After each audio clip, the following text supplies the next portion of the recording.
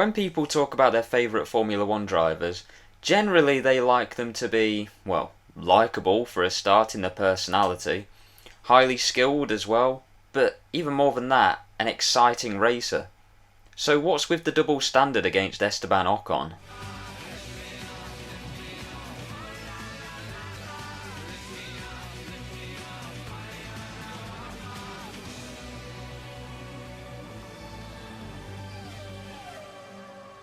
Welcome back to the channel if you're a subscriber, or if you're not, then welcome to the channel. First of all, just want to say a quick thanks to the reception that my previous two videos got. Now, I'm not going to pretend that it's because the videos were mind-blowing or world-class. I know it's because it was a hot topic I was talking about, but still, thanks for the comments that I received, and yeah, just thanks for the general reception to it.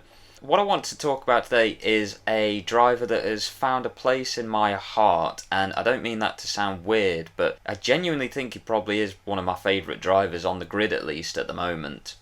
So if we cast our minds back to 2022, Sebastian Vettel announced his retirement. Now, Sebastian Vettel, as far back as I can remember, he's been my absolute favourite driver. I think it was probably his win in Monza that tipped it for me, because I wasn't a big Formula One fan, like a huge mega fan like I am now, until he won that race. But yeah, the reason I'm saying this is 2022, when he announced his retirement, who was I going to support after that? I mean, Charles Leclerc, I like him, I really think he's a great driver, and I think he's a great personality as well. But at the same time, he wasn't somebody that I would actively follow the sport and root for. I would probably just watch the sport on its own, but if we think about a driver that I just generally like and would be probably a close successor to Sebastian in terms of how much I supported him, it's probably Esteban Ocon. A little bit like Sebastian, who was really despised by the F1 community in his early years in the sport, Esteban pretty much receives similar, if not worse, treatment. Actually, I'll pull that back. I'm not going to say worse treatment, but he does get unfairly hated, in my opinion. And I'm just going to go over a couple of the reasons why I think he is hated and try to sort of counter that from my point of view. So one of the reasons I think that he's disliked is because he doesn't live that celebrity lifestyle like a lot of the drivers do. Now, Sebastian was the same. He was always very closed off and still is very closed off as well. But people mistake that for, I think, sometimes arrogance, that the drivers are so closed off and not sort of welcoming to the public eye or willing to share as much of their lives as possible. And to me, I'd say that's actually quite an endearing quality about Esteban, the same that I felt about Sebastian. I mean, yeah, sure, if you're that way inclined as a driver or as a celebrity where you just want to show yourself to the public constantly and interact so much, then yeah, that's great, but can there not be something that's actually respected about somebody that just wants to keep themselves to themselves, just do the job of racing, do the public stuff when it's needed, but in the end, just do your job, do what you enjoy doing? I'd say that the biggest reason, and probably the most obvious reason that he gets a lot of hate as well, is because of his supposed aggression against all of his teammates. Now, let's think about this from a driver's point of view. So, you're in Formula One, you're literally driving for your career. Your biggest opponent is the guy sat in the seat next to you. Now, I know that's an obvious statement to make, but just think about it.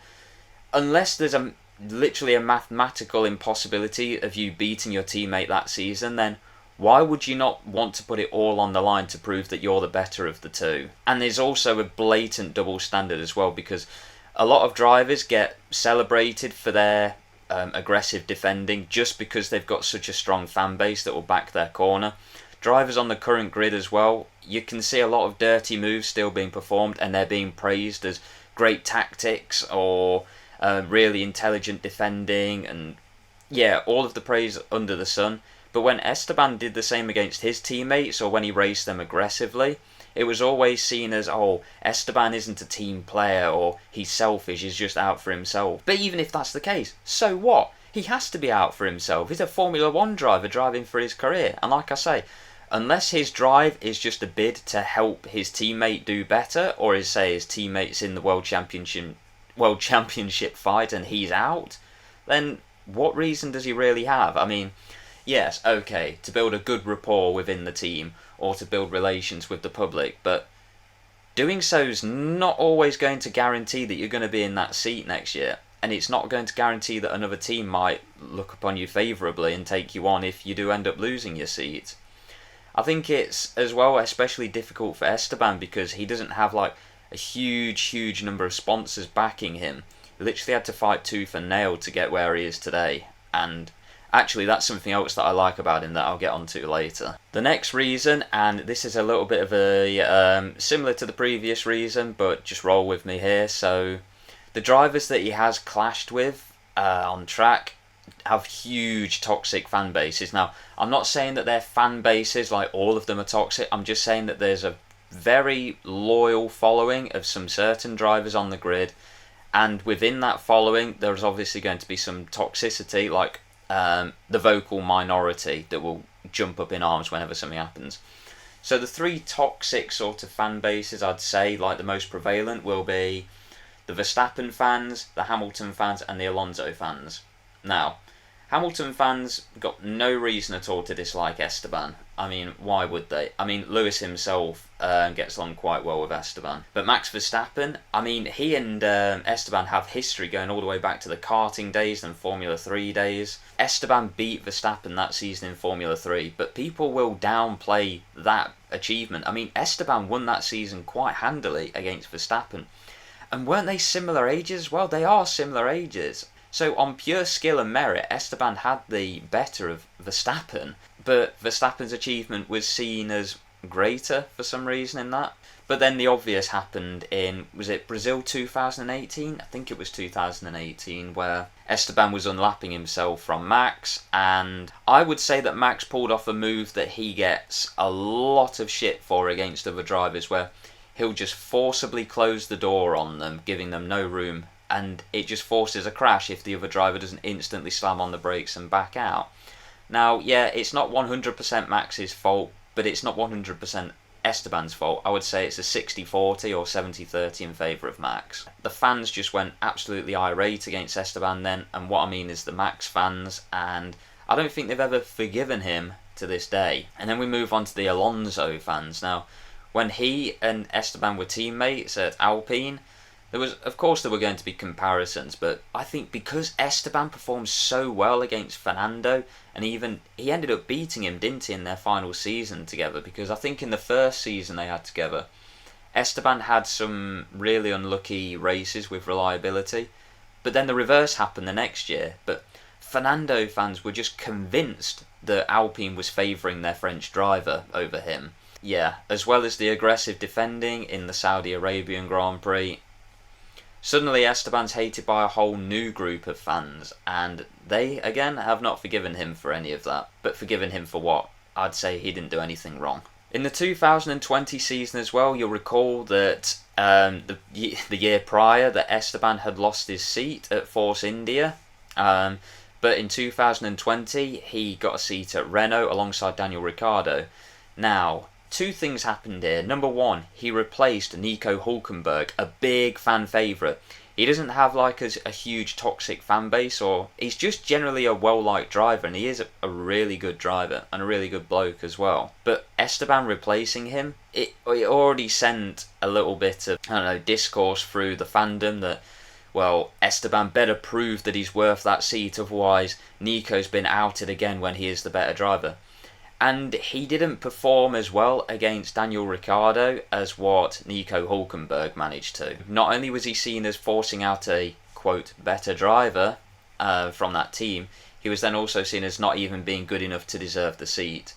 Very, very unfair. He'd had a year out of Formula 1, and Daniel Ricciardo had cemented himself within the team by then. The car was to his liking. Daniel Ricciardo in that Renault, remember, was an absolute beast. I think people forget that thanks to his McLaren years, but Daniel Ricciardo in that Renault, particularly in the second year, was a very, very class driver. We then have Pierre Gasly. Now, both he and Esteban have history. Every man and his dog is talking about the history that these two drivers had, how something happened at a karting race and the two of them have never seen eye to eye since. They're never going to be friends. Drive to Survive loves it as well. They keep on hyping up this rivalry, this intense rivalry that they've had, and oh, how are things going to go? They're just two completely different personalities. Like, Pierre Gasly is very, very outgoing, and he does live that celebrity lifestyle as well.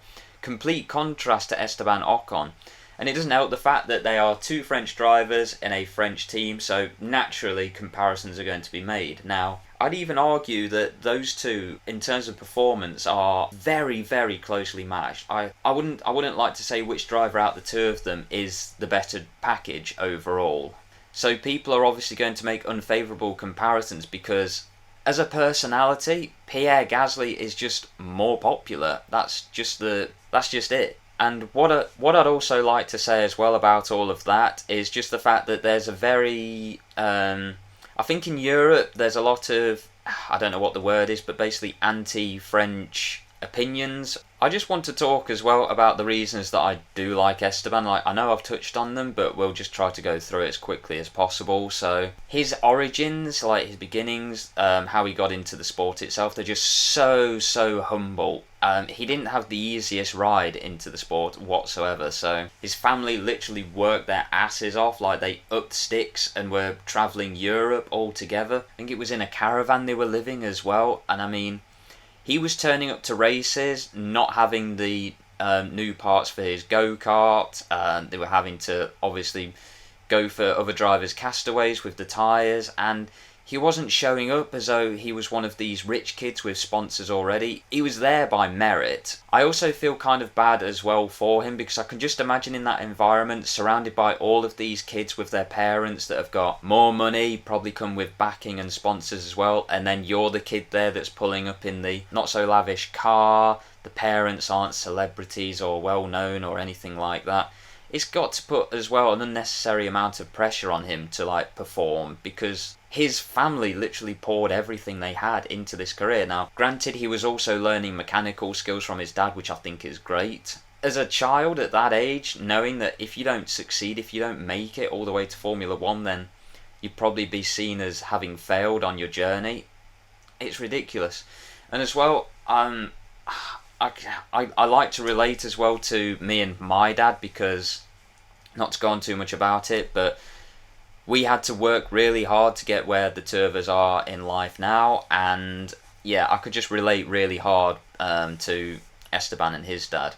I mean, when I watched Drive to Survive as well, me and my dad watched the first season together, Esteban Ocon it just came across to us as such a great driver and such a likeable person, and I think it's for that relatability that we kind of have to him, but yeah, I'll stop talking about that now. Even his proper debut, like his full debut in 2017, not the few races that he did for Manor, but what I'm talking about is Force India when he got a drive. He was exciting to watch straight off the bat, and I would argue that him and Checo performed very, very equally. I mean, Checo did have the edge, yes, but he was a driver that had been in the sport for what, was it since 2011 that Checo was there? And Esteban just comes in 6 years later, and already they're so closely matched. And yeah, they had clashes, but I would say between Checo and Esteban, Checo was more the problem of the two teammates. He was the one that caused more of the clashes on track, probably because he sensed that Esteban had that raw speed behind him. Yeah, I just thought he was a really exciting driver to watch. Even going into the next season, I mean, he and Checo even had sort of bit parts to play in one of my all-time favourite Formula 1 moments when they're in Spa in 2018, and just as they're coming down the straight, Sebastian begins to overtake Lewis, and the crowd just goes absolutely wild. And suddenly, two Force Indias, Checo and Esteban, are like closing, like sandwiching them in, like, and it's four wide going into the corner just as the safety car's coming out. But these two guys put so much pressure on the dueling leaders. Like, Seb versus Lewis was the main, like, it was like the heavyweight fight. It was like, and then you've got the undercard fight happening right there as well. It was, yeah, really exciting to watch. Yeah, and I think that the one thing as well that really defines him is just the underdog mentality. He's constantly fighting for his seat. I would argue that his position in Formula 1 is the most unsecure. And this is just a small thing as well, but I'm a fan of Lance Stroll and Mick Schumacher, and they just so happen to be Esteban's best friends on the grid, and, well, obviously not Mick anymore, but you know what I mean. And it was just so nice to see that bromance that the three of them had. Yeah, they just seemed like they were just so chilled out and relaxed and just like genuine friends on the grid. And they even said that they could race each other hard as well and know the limits with one another and could like take risks against each other. That's how you know good friendship. But yeah, anyway, I've rambled on for far too long now, but I think in conclusion that Esteban is a really likeable character. You just have to view him through your own eyes rather than trying to listen to what any pundit might say or what the media might publish about him or even how Drive to Survive tries to portray him as well. Anyway, thanks if you made it all the way to the end of this video, and yeah, we'll see what the next one comes out like. Look at yourself.